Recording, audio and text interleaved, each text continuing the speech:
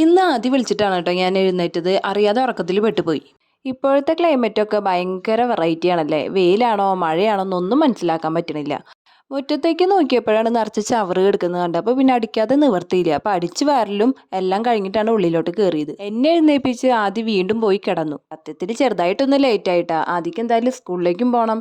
അപ്പോൾ ഇന്നത്തെ ബ്രേക്ക്ഫാസ്റ്റ് പുട്ടും സാമ്പാറും ആക്കാം അല്ലേ. നിങ്ങൾ വിചാരിക്കുന്നുണ്ടാവൂലേ ഇതെന്ത് കോമ്പിനേഷൻ, പുട്ടും സാമ്പാറും. എൻ്റെ മോന് ഇങ്ങനത്തെ വെറൈറ്റി കോമ്പിനേഷനേ പറ്റുള്ളൂ. പുട്ടും കടലും ഉണ്ടാക്കി വെച്ച് കൊടുത്ത അപ്പം പറയും എനിക്ക് സാമ്പാർ വേണമെന്ന്. സാമ്പാർ ഉണ്ടെങ്കിൽ അവൻ എന്തും ചെല്ലും. എന്ത് കറി കണ്ടാലും അവന് സാമ്പാറേ വേണ്ടുള്ളൂ. അതുകൊണ്ട് എനിക്കും ശീലമായി പുട്ടും സാമ്പാറും. ഈ പുട്ടിനൊരു പ്രത്യേകതയുണ്ട് കേട്ടോ. എല്ലാവരും പുട്ടുണ്ടാക്കുമ്പോൾ തേങ്ങ ചേർക്കാറുണ്ട്. പക്ഷെ എൻ്റെ പുട്ടിന് തേങ്ങയില്ല. ഇതും എൻ്റെ പൊന്നോമനയ്ക്ക് ഇഷ്ടമല്ല. എന്താലേ ഓരോ ഇഷ്ടങ്ങളും ഓരോ രീതികളും. ആദ്യം എഴുന്നേറ്റ് പല്ലേക്കലും കുളിപ്പിക്കലും എല്ലാം കഴിഞ്ഞു കേട്ടോ. ഇനി ഭക്ഷണം കൂടി കഴിച്ചിട്ട് അവനെ സ്കൂളിലേക്ക് പറഞ്ഞു വിടും.